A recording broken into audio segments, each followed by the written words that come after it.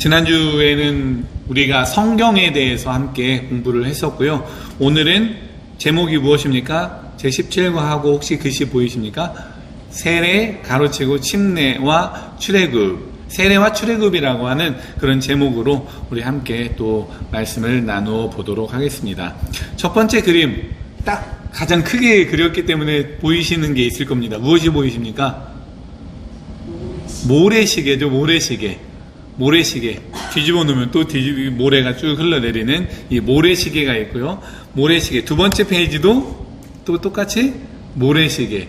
세 번째도 모래시계입니다. 이렇게 첫 번째, 두 번째, 세 번째 그림을 통해서 우리가 모래시계를 통해서 알고자 하는 것은 무엇이냐? 바로 성경에 나와 있는, 즉 구약성경 이 유대인들의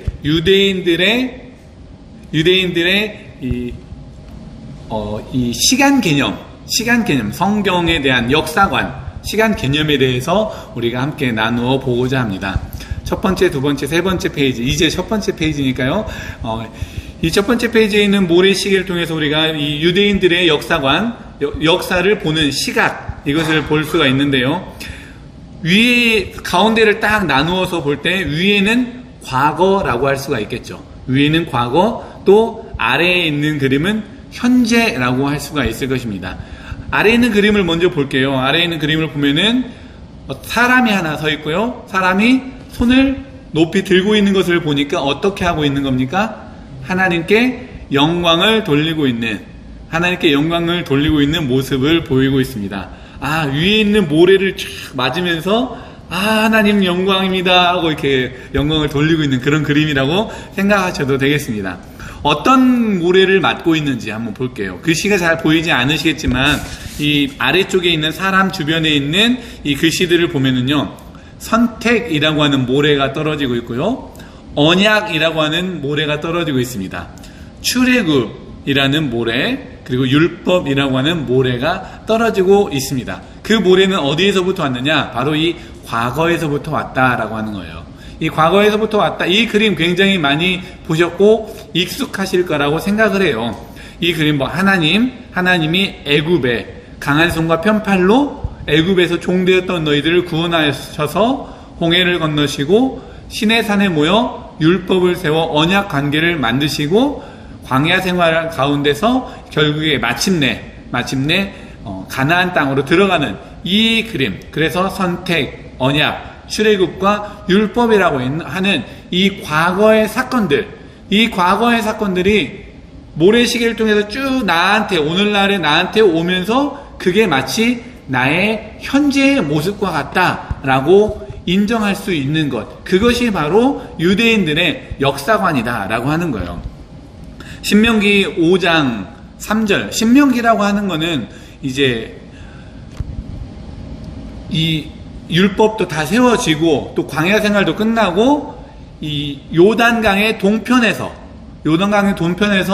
마지막으로 고별 설교를 하듯이 모세가 이스라엘 백성들을 향하여 한 이야기입니다. 모세를 빼고 나머지 사람들은 다 이 출애굽을 경험한 사람들이 1세대들이 아니에요. 다 1세대들이 아닌데 그럼에도 불구하고 뭐라고 이야기를 했느냐? 우리와 세운 언약. 이 언약은 굉장히 38년 전의 일이고 굉장히 오래된 일이기 때문에 이 언약을 세웠던 사람들이 신명기 시대에 와서 살아있는 사람들이 그렇게 많지가 않아요. 거의 없어요. 그럼에도 불구하고 뭐라고 이야기하냐면 신명기 5장 또 6장 20절에서 23절 이런 말씀들을 보면은요, 우리와 세우신 언약이라고 하는 표현을 해요. 그들이라고 시작을 했다가 우리와로 바뀌어요. 말하자면은 옛날에 우리 선조들은 이러이러하게 하나님과 언약을 세우고 다 광야 생활을 통해서 훈련을 받고 이런 이야기로 하다가 그게 우리로 바뀝니다. 현재에 있던 그 사람들에게로 바뀌어요. 그게 무슨 이야기냐? 유대인들 구약의 역사적인 역사를 바라보는 시각은 무엇이냐? 바로 오래전에 있었던 일이 그 오래전에 있는 일로 끝나는 것이 아니라 오늘날 나의 일이 된다라는 거예요. 그래서 이 과거에 있었던 선택, 언약, 출애굽, 율법 이런 과거의 모든 일들이 유대인들에게는 오늘날 내가 하나님으로부터 선택을 받았고 내가 하나님으로부터 구원을 받았으며 애굽에서 종살이에서 구원을 받았으며 우리가 하나님과 새로운 언약을 세웠고 우리가 광야 생활을 하다가 우리가 마침내 가나안 땅에 들어왔다라고 하는 옛날의 사건이 오늘날 나의 사건으로 해석이 된다는 거예요. 그게 성경에서 유대인들이 그리고 오늘 우리가 갖게 되는 그런 시각, 뷰라고 하는 거죠.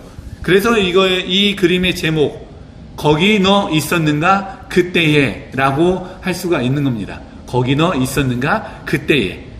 이 오늘날의 우리들에게 애굽에서 포로된 생활도 아니고 시내산에 올라간 것도 아니고 광야 생활을 하는 것도 아님에도 불구하고 그 당시의 일이 오늘 나의 일이 되는 것, 바로 그곳에 내가 있습니다 라고 하는 그 신앙의 고백이 바로 이 그림이다 라고 할 수가 있는 겁니다. 아주 비슷하게 두 번째 그림도 마찬가지입니다. 두 번째 그림은 무엇을 이야기하냐? 바로 죄에 대한 대표성, 죄의 연대성에 대해서 이야기를 하고 있습니다. 마찬가지로 애굽에 있었던 자리에 뭐가 들어가 있습니까? 동그라미 화살표?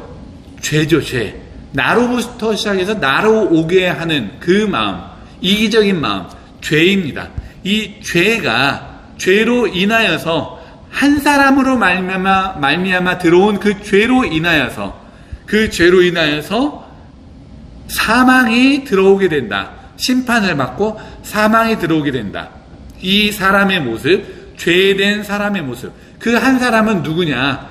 로마서 바울 사도에 의하면은 이 한 사람은 바로 아담에 의해서 한 사람 아담으로 말미암아 죄가 세상에 들어오고 죄로 말미암아 심판을 받게 되어서 사망에 이르게 되어지는 사망이 들어오게 된 죄의 대표성에 대한 이야기입니다. 그게 언제적 일이에요? 아주 오래된 6,000년 전의 아담의 사건들이 그대로 모래시계를 통해서 오늘날 나에게로 오고 있다라는 거예요. 우리가 지금 아래에 있는 이 사람이 모래를 맡고 있죠. 어떤 모래를 맡고 있습니까? 아담 안에서 모든 사람이 죽었나니라고 하는 모래를 맡고 있는 거예요. 무슨 얘기냐면 아주 오래전의 사건임에도 불구하고 그것이 오늘날 나와 무관한 사건이 아니라 바로 나의 사건이다. 이게 바로 성경의 뷰입니다. 시선이에요. 옛날 사건이 아니라 바로 나의 사건. 그래서 이것도 역시 제목이 무엇이냐? 바로 거기 너 있었는가 그때에 2입니다. 첫 번째 거기 너 있었는가 그때에, 이번에도 거기 너 있었는가 그때에. 죄의 대표성, 죄는 아담이 진 것처럼 보이지만 우리가 다 그 원죄 아래에 있어서 나도 그 죄 가운데서 벗어날 수 없었더라 라는 것이죠. 자, 또 다른 모래시계입니다. 이것도 역시 마찬가지겠죠. 그렇게 죄 가운데 있었지만, 그런데 한 사람으로부터 말미암아 죄 가운데 있었지만 또 다른 한 사람으로 말미암아 로마서 6장 3장 5절 5장 18절 19절 이 말씀들을 보면은 바로 한 의로운 행위로 말미암아 의롭다 하심을 받게 됩니다. 우리가 그의 죽으심과 합해서 세례를 받았다라는 표현이 바로 이 그림이에요. 그래서 이 사건은 2000년 전에 예수님께서 하나님이 이 땅에 예수님이 되어서 인간이 되어서 하나님이 인간이 되어서 섬김의 왕으로 오셨고 우리가 아는 십자가의 고난을 당하시다가 살아나셨고 그리고 승천하신 이 사건들이 모래와 같이 쭉 흘러내려서 바로 오늘날에 있는 나에게 마땅히 되어야 할 자가 되라라고 가르침을 주고 있다라는 겁니다. 이게 바로 이스라엘 그리고 유대인, 오늘날 우리 그리스도인들의 역사관이라는 거죠. 그래서 이제 세례가 여기 이 세례 그림이 나오게 있는 것을 볼 수가 있습니다. 이 세례를 통해서 오늘 이제 우리가 세례에 대해서 이야기를 할 텐데, 이 세례를 통해서 이 사람이 동작을 어떻게 하고 있습니까? 하나님께 영광을 돌리고 있는데, 여기서 이제 또 지금까지 보지 못했던 이미지가 나와요. 여기 이 사람의 얼굴이 어떻게 되어 있어요? 두 겹은 아니지만 뭔가 약간의 광채가 비춰지고 있는 것을 혹시 노란색으로 볼 수가 있으면 좋겠습니다. 보이시나요? 네, 약간 노란색이 보이죠. 이 약간의 노란색, 세례를 받은 자가 마땅히 되어야 할 자가, 마치 예수님과 같이 광채가, 그리스도의 향기를 품는 작은 예수가 되는 것, 이것이 바로 세 번째 모래시계. 거기 너 있었는가? 거기 너 있었는가? 그때에. 옛날 사건으로가 아니라 그것이 오늘날 나의 사건으로. 죄의 대표성. 이거는 죄의 대표성이고요. 이거는 구원의 대표성, 의의 대표성이라고 할 수가 있을 것입니다. 자, 네 번째 그림을 한번 보겠습니다. 자, 그러면은 어떤 일이 있었느냐? 그 옛날에 우리가 이제 이 유대인들의 성경에 그리스도인들의 이 시각에 대해서, 역사에 대한 시각에 대해서 우리가 잘 금방 배웠죠. 옛날 사건으로만이 아니라 그 사건이 오늘날 누구의 사건이다? 나의 사건이다. 우리의 사건이다라는 거예요. 어떤 일이 있었습니까? 애굽에서 종되어서 죽을 수밖에 없었던 이스라엘 백성에게 하나님이 강한 손과 편 팔을 내밀어서 탈출을 시키죠. 애굽 시키시면서 어디를 건넙니까? 홍해를 건너고 이 언약 가운데서 내가 마땅히 되어야 할 하나님께 영광 돌리는 자가 되었고, 그리고 광야 생활을 통해서 마침내 요단강을 통해서 저 요단강 건너편에 있는 삶을 바라보다가 마침내 그곳으로 건너가게 된 사건. 여기에서는요, 물을 건너는 사건이 두 가지가 있어요. 어떤 사건과 어떤 사건이 있었습니까? 어떤 물을 건넜어요? 먼저 홍해를 건넜고 요단강을 건넜습니다. 홍해를 건넌 거는 역사적으로 오늘날에 이르기까지 철저하게, 홍해를 건넌 사건은 철저하게 세례를 받는 사건과 동일시되고 있습니다. 세례라고 하는 것은 물의 예식이라고 할 수가 있죠. 물의 예식, 씻는 예식이라고 할 수가 있습니다. 우리는 이 애굽에 있는 모든 죄악된 그런 잔재들을 홍해를 들어갔다가 나오면서 물을 건너면서 모든 죄악들이 다 깨끗하게 씻겨져 내려가는 경험을 이스라엘 백성이 했고, 오늘날 우리는 세례를 통해서 한다라고 이야기를 하는 거예요. 그래서 하나님께 영광을 돌리는 자의 모습을 갖췄다가, 그럼에도 불구하고 뭐 여러 광야들이 있죠. 그리고 이제 다시 요단강을 건너게 되는 거죠. 요단강을 건너게 되는 것은 무엇으로 표현을 할 수가 있습니까? 세례를 받은 자가 다시 한번 세례를 재확인하고 나의 삶을 점검하고 또 세례받은 자의 미래를 다시 한번 보게 되는 그런 사건이라고 할 수가 있을 것입니다. 세례라고 하는 것. 자, 그럼 이제 본격적으로 세례에 대해서 이야기를 해보죠. 세례는 여러분들 중에서 세례를 받지 않으신 분들이 한 분도 없으니까, 세례는 어떻게 받으셨습니까? 언제 먼저 받으셨나요? 70몇 년도에, 네. 77년도에, 네. 또, 언제쯤 받으셨나요? 침례로, 네. 네, 침례로 받으셨고, 네. 고등학교 때, 네, 굉장히, 중학교 때, 네. 21년도에, 네. 굉장히 또 최근에 또 받으신 편인 거죠. 예, 아주 뭐 언젠가 세례를 받았어요, 우리가 모두. 그래서 우리가 세례를 받았기 때문에 집사라고 하는 호칭도 받고 또 다른 직분들도 이제 받을 수 있었던 거 아니겠습니까? 어쨌든 세례를 받았어요. 세례를 받았던지 아니면은 그 이름이 좀 달라가지고 뭘 받았어요? 침례를 받든지. 어떤 차이가 있을까요?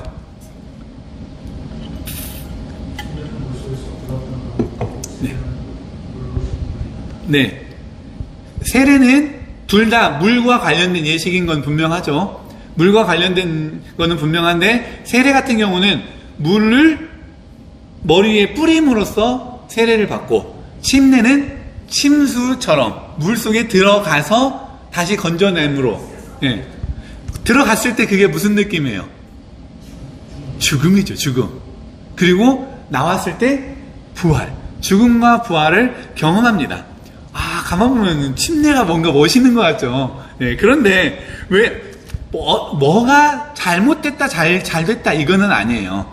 역사적으로 예수님 당시에 침례가 분명히 있었죠. 그런데 침례가 있었다가 사도행전에 예수님 승천하시고 사도행전에 이제 제자들이 굉장히 열심으로 복음을 전파하고 있지 않습니까? 그런데 하루 만에 갑자기 몇 명의 믿는 자가 세례를 받음으로 생겨요? 3,000명. 3,000명이, 제자들을 통해서 3,000명이 하루 만에 생기려면은 어떻게 했을까요? 아마도 모든 사람들을 다 그 안에다가 집어 넣었으면은 그 하루 만에 하기가 어렵지 않느냐, 뭐 이런 얘기들이 있어요. 그러면서 그 당시부터 이미 세례가 가능했던 것이 아니겠느냐라는 이야기가 있어요. 그래서 세례는 가만 보면은 형식적으로는 방식과 관련되어서는 침례의 축소판입니다. 축소판. 침례의 축소판. 그러나 그 안에 들어간 의미는 다를까요? 다르지 않을까요? 다르지 않다라는 거예요. 자, 그러면은 세례는 어떻게 주게 됩니까? 목사님, 주로 이제 목사님만 세례를 줄 수 있죠. 우리 기독교에서는. 어떤 분들은 장로교 베이스가 있을 수 있고, 어떤 분은 감리교 베이스가 있을 수 있고, 어떤 분은 또 침례교 혹은 오순절 등등의 여러 교단들의 베이스가 있을 수가 있는데, 어쨌든 제가 알기로는 모든 세례는 다 목사님 혹은 이제 선교사님만 이 세례나 침례를 줄 수가 있는데, 그렇게 줄 때 뭐라고 말을 하면서 주는지 혹시 기억나십니까? 아버지와 아들과 성령의 이름으로 세례를 주노라 라고 이야기를 하는 거예요. 그 의미는 굉장히 같다라는 거예요. 안에서 들어갔다 나올 때도 삼위일체 하나님의 이름으로 세례를 주는 겁니다. 그러면은 그 차이는 크게 무엇이냐? 바로 세례, 장로교나 감리교나 이런 전통에서 주로 주고 있는 세례는 의미에 굉장히 중점을 뒀다는 거예요. 의미에. 지금 굉장히 중점을 두어서 하나님의 임재나 하나님의 은혜, 하나님의 먼저 이루심, 이런 것들을 전적으로 강조를 하는가 하면은 침례교라든지 어떤 또 다른 교단들에서 침례를 주로 하는 그런 교단에서는 방식에 굉장히 의미를 뒀다는 거예요. 그래서 굉장히 시각적으로 뛰어난 효과를 얻을 수 있게 되는 그런 방식에, 그래서 자기의 의지에 관련한 그런 침례를 주었다는 건, 어떤 것이 더 우선이고 무엇이다 라고 논쟁할 필요는 별로 없어요. 그런 필요는 없고 둘 다 하나님의 삼위일체 하나님의 이름으로 세례를 받았다라고 하는 것이 중요하다라고 할 수가 있습니다. 그럼 또 여기서 세례와 관련해서 또 궁금한 것이 하나 있어요. 들어보셨죠? 우리는 주로 어떤 세례를 받았습니까? 다 물과 관련돼서 세례를 받았다 해서 그걸 무슨 세례라고요? 물세례라고 하죠. 물세례가 있으면 또 무슨 세례가 있는 것 같아요? 성령 세례가 있는 것 같아요. 어떻게 이해해야 할까요? 물세례는 뭐고 성령 세례는 뭐예요? 물세례는 물세례는 물로 이렇게 물 안에 들어갔다 나왔든지 물을 머리에 뿌렸든지 그게 물세례겠지라고 하는 것. 그리고 또 이제 성령 세례는, 그게 물세례라고 하면 성령 세례는 물세례와 다른 겁니까?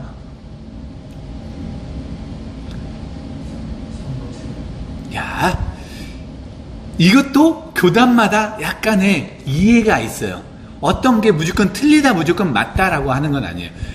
오늘날 우리가 이해하는 많은 성령 세례라고 하는 그 단어는요, 주로 펜타코스트, 오순절 계열에서 온 그런 단어라고 생각을 하시면 되겠습니다. 우리가 지금 이해하고 있는 성령 세례. 그래서 어떤 성령의 아주 강권적인 역사가 있어서 막 이 기도 중에 뒤집어진다든지 어떤 성령의 은사들이 막 나타난다든지 이런 거를 성령 세례라고 오순절 계열에서는 그렇게 이야기를 하는 경우들이 많이 있습니다. 즉 어떤 하나님의 일을 하게 하는 강권적인 역사가 순간적으로 이루어진다. 마치 물 세례는 물 세례고 성령 세례는 또 다르게 받는 것과 같은 그런 뉘앙스를 풍기는 그런 일들이 있어요. 그것이 잘못됐다, 잘됐다, 맞다, 틀리다 이렇게 이야기하고 싶지는 않습니다. 교단의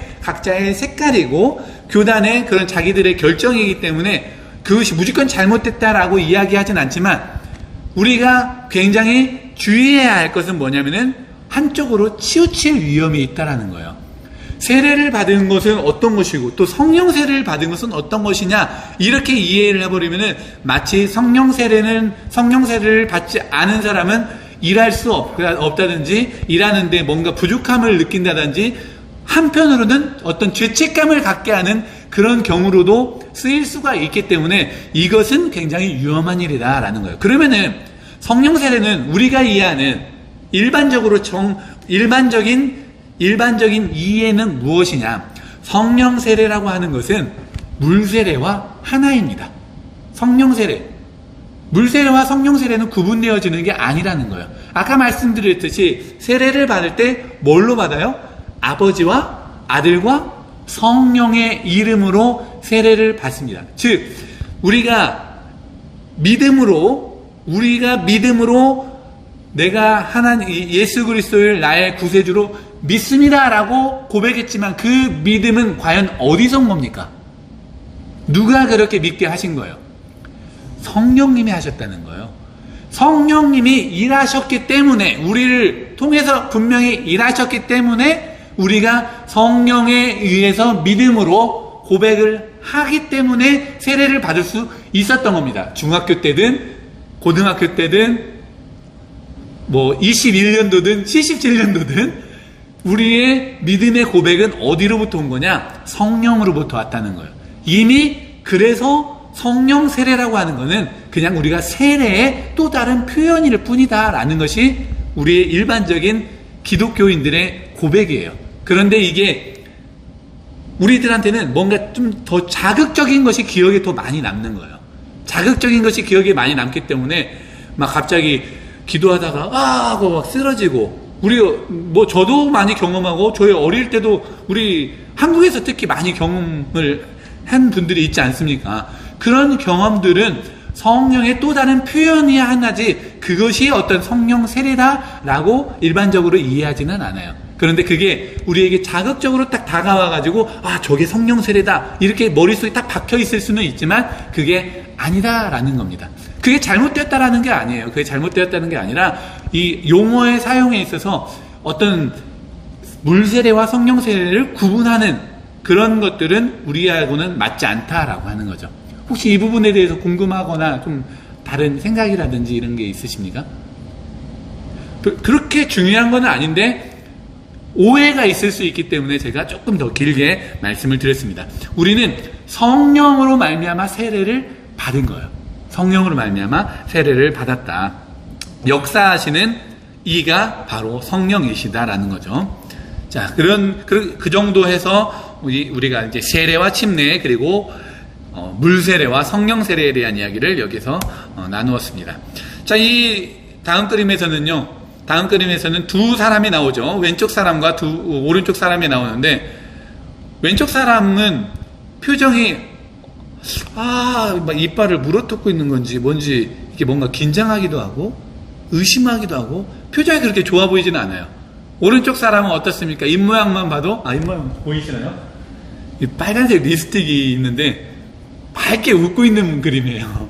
기분이 좋습니다. 자, 둘 다 세례를 받았어요. 왼쪽의 사람은 어떤 모습으로 세례를 받느냐, 세례의 단계를 지금 도식적으로 그린 거예요. 왼쪽 사람은 세례를 받았습니다. 내가 세례를 받기는 받았는데 성경을 읽으면 읽을수록 나는 뭐가 생기냐? 죄책감이 생기는 거예요. 율법에 비춰보니까 나는 이게 세례를 난 받긴 받았는데 이상해. 내가 진짜 어떻게 되는 거지? 마지막에 물음표가 있습니다. 영접. 이 영접을 어떤 사람은 내가 주님을 영접 받아들이는 것? 이게 맞는 건가? 아니면 또 어떤 사람은 주님께서 나를 영접해 주실까? 나를 받아주실까? 이런 생각을 하면서 물음표 속에 있는, 의심 속에 사로잡혀 있는, 세례를 받았음에도 불구하고 의심 속에 있는 사람이 있습니다. 그런데 오른쪽에 있는 사람은 이미 세례를 받기 위해서 성령의 도우심으로 말미암아 영접을 합니다. 내가 주님을 받아들입니다 라고 영접을 했기 때문에 세례를 받고, 그리고 그 다음에 이 사람의 역할은 무엇이냐, 나의 이 율법에 비추어진 그 죄를 찾아내서 나의 죄책감 속에 사로잡히는 것이 아니라 율법에 비추어서 보니 내가 이렇게 살아야 하겠구나 라고 하는 것을 깨닫고 이 손이 높이 들린 것을 볼 수가 있고, 이 사람의 머리가 광채가 나는 것을, 잘 안 보이겠지만 제가 말씀을 드림으로써 여러분들은 지금 알 수가 있는 것입니다. 그래서 이 글씨가 뭐냐, 마땅히 되어야 할 자가 되라 라고 하는 겁니다. 의심과 확신의 차이점. 의심으로 세례를 받고 의심을 하는 것이 아니라 확신 속에서 세례를 받았으면은 마땅히 되어야 할 자가 되어야 한다라고 하는 것이 바로 이 페이지에서 주어지고자 하는 말씀입니다. 그 다음, 그러면은 이런 생각을 할 수가 있어요. 나는 세례를 받았고, 세례를 받았으니까 나는 이제 모든 것이 다 끝났네? 게임 오버. 나는 다 됐어. 더 이상 나는 더 이상 할 게 없어 라고 생각할 수가 있지 않습니까? 왼쪽 사람은 그게 아니었기 때문에 날마다 고민하고 의심하고, 나 이렇게 해도 되나 저렇게 해도 되나, 내가 좀 더 잘 살아야 할 텐데, 나는 과연 구원을 받았는가, 이런 고민까지 있는데, 이 사람 같은 경우는 나는 어차피 세례 받았으니까 난 무조건 뭐 망고 땡이야, 다 됐어, 아무거나 해도 괜찮아, 죄 지어도 뭐 어차피 다 용서해 주시니까 이렇게 할 수가 있겠느냐라고 하는 질문이 우리들이 오른쪽에 있지만 있을 수 있다는 거죠. 그런 사람들에게 주어지는 자의 모습을 확대한 거예요. 지금 이 그림은 다비드상이네요. 다비드상인데 이 다비드상을 통해서 이런 인사이트를 가지고 있을 수가 있어요. 오른손으로는 다비드가 옛날 옷을 가지고 있네요. 그 다음에 왼손으로는 새 옷을 잡아당겼네요. 그래서 세례를 받은 자는 뭐 하라는 거예요? 벗어버려야 할 게 있고 새로 입어야 할 게 있다는 겁니다. 그 벗어버려야 할 것은 무엇이냐? 세례 받은 자는 마땅히 벗어버려야 합니다. 무엇을? 죄된 모습들을 벗어버려야 하고, 그리고 그 벗어버린 몸으로 무엇을 입어야 합니까? 새 옷을 입어야 합니다. 어떤 옷입니까? 이 옷이. 이게 누구예요? 광채가 두 개예요. 원이 두 개예요. 예수님처럼 이웃을 사랑하고 하나님을 사랑하는 이 모습을 입으라 라고 하는 거예요. 이해되시죠? 그 다음 빠르게 넘어가겠습니다. 자, 이 그림은 무슨 그림일까요? 우리가 뭐 세대가 다 다르니까 뭐 초등학교든 유치원이든 언제든 처음 공부를 시작할 때 큰 네모칸의 사각형의 글씨를 가가가가가 하고서는 그 밑에다 똑같이 가가가가가 이렇게 쓰는 거 혹시 기억나시나요? 아니면 뭐 본 적이 있으신가요? 그냥 그런다고 좀 이해해 주시고요. 네, 뭐 공부 맨 처음 시작할 때 글씨를 예쁘게 쓰기 위해서 똑같이 쓰는 어떤 샘플이 있고 그걸 그대로 100개 쓰는 거예요. 영어도 마찬가지였죠. A 계속 쓰는 것. 뭐 그런 경험들이 있으실지 모르겠지만 어쨌든 그런 겁니다. 예수님이 바로 우리의 샘플이십니다. 예수님이 뭐 하고 계시는 거예요? 섬기고 계시는 겁니다. 섬김에, 기도하시는 것처럼 섬김의 모습을 보이고 있는 맨 위에 샘플이 있고, 그 샘플을 따라 우리들이 계속해서 그 샘플을 그리고 있는 거예요. 이 오른손잡이네요. 그림을 지금 연필을 들고 그리고 있죠. 얘도 뭐 이렇게 그리고 있는 거예요. 높이 팔을 들고 그리고 있어요. 그리고 있는데 가만 보니까 처음에 그리는데 아주 삐뚤빼뚤해요. 이 그리는 거, 예수님 닮아가는 것이 참 쉽지가 않아. 다시 좀 쉽지가 않지만 이전보다 조금 더 원이 좀 작아지고 점점 어떻게 돼 갑니까? 우리가 누구와 같이? 예수님과 같이 그릴 수가 있게 되더라 라는 겁니다. 예수님과 같이 닮아가는 것, 그것이 바로 세례 받은 자의 마땅히 되어야 할 모습이다 라고 하는 것이 이 페이지입니다. 심지어 우리는 하나님께 영광을 돌리는데 예수님을 닮아가고 있는데 이 아래 이게 우리예요.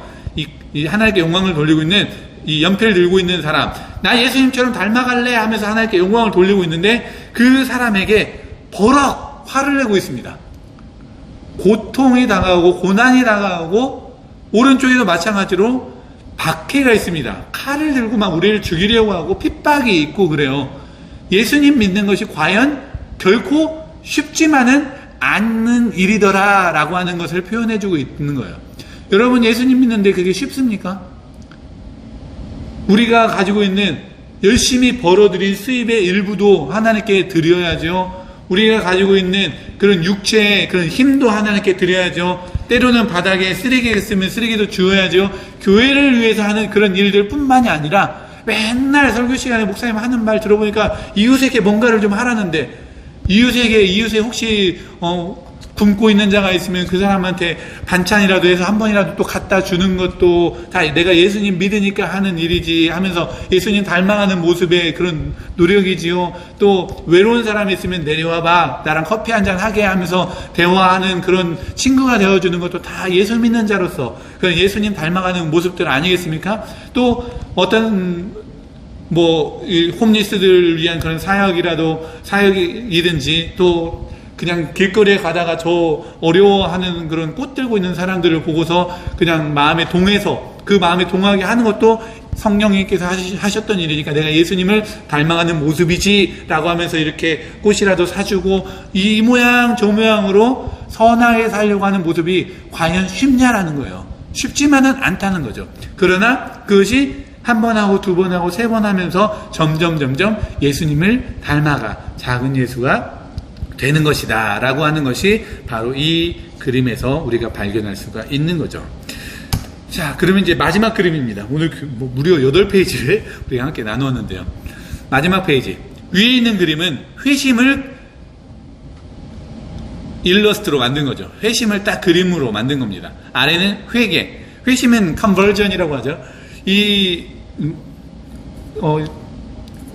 컨버전이라고 하는 이 단어는 뭐냐면은 방향전환이라는 거 할 수가 있습니다. 방향전환.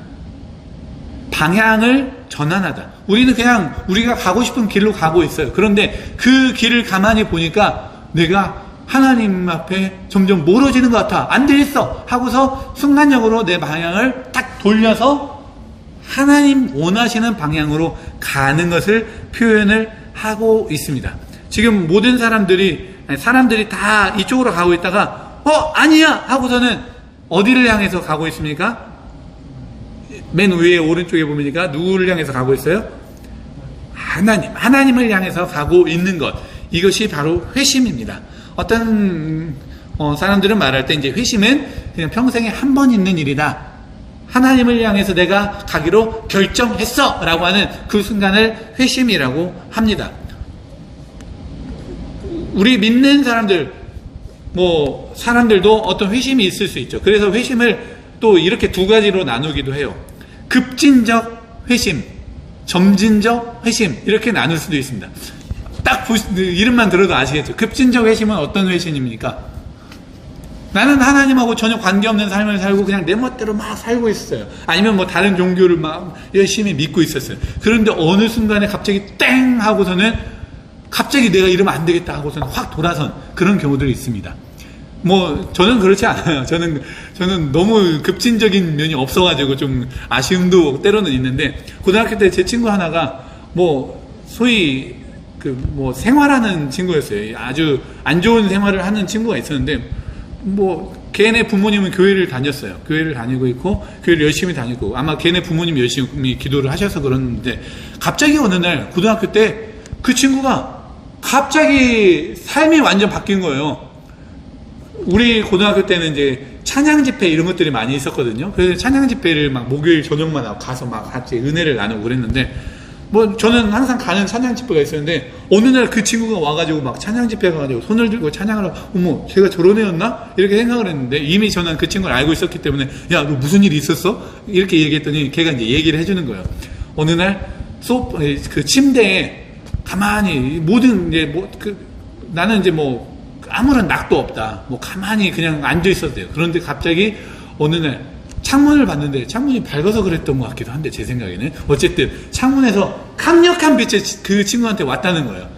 그러더니 갑자기 자기가 확 정신을 잃었대요. 정신을 잃고 딱 일어났는데 내가 이렇게 살면 안 되지 라고 하면서 갑자기 완전 변한 거예요.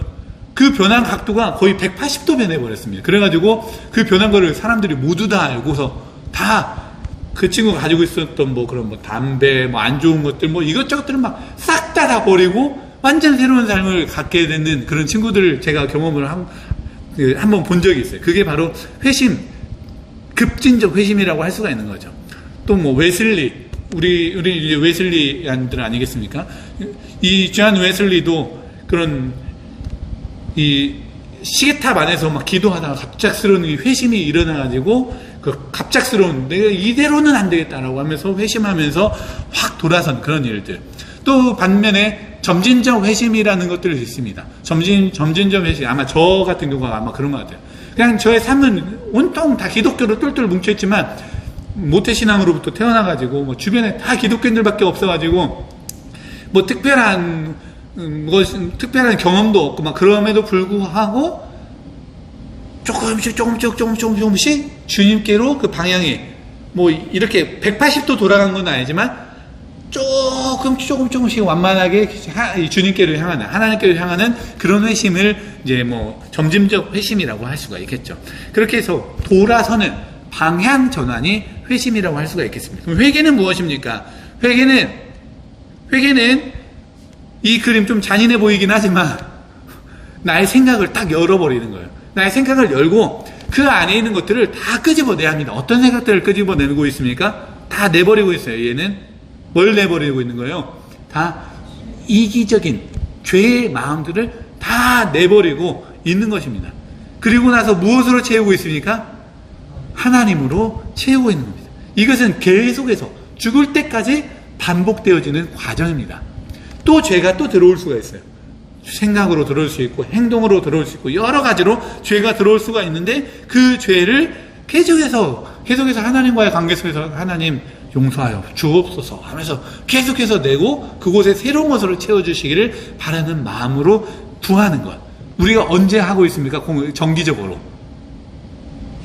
주일날 참회의 기도 때 하고 있지 않습니까? 나의 모든 것들을 한 주간의 모든 죄를 막 다 고백하고 또 이 주님의 그런 말씀에 따라서 또 죄의 용서를 이제 선언을 받고 내가 다시 이러진 죄를 짓지 않아야지라고 하는 그런 회개의 반복들, 그런 반복들을 우리들이 가지고 있습니다. 네, 오늘은 여기까지. 좀 긴 시간이었지만 빠르게 나갔습니다. 혹시 궁금하신 거 있습니까? 하고 싶으신 이야기. 오늘 왜 회심과 회개에 대한 이야기로 마무리가 되었느냐? 세례 받은 자의 모습으로 쭉 가다 보니까 마땅히 우리가 해야 할 일들, 계속해서 죄를 고백하고 또 새로운 것으로 성령으로 충만하기를 바라는 그런 마음으로 마무리를 하도록 하겠습니다. 혹시 궁금하신 거 없으시면은 여기까지 하고 또 찬양하는 시간을 갖도록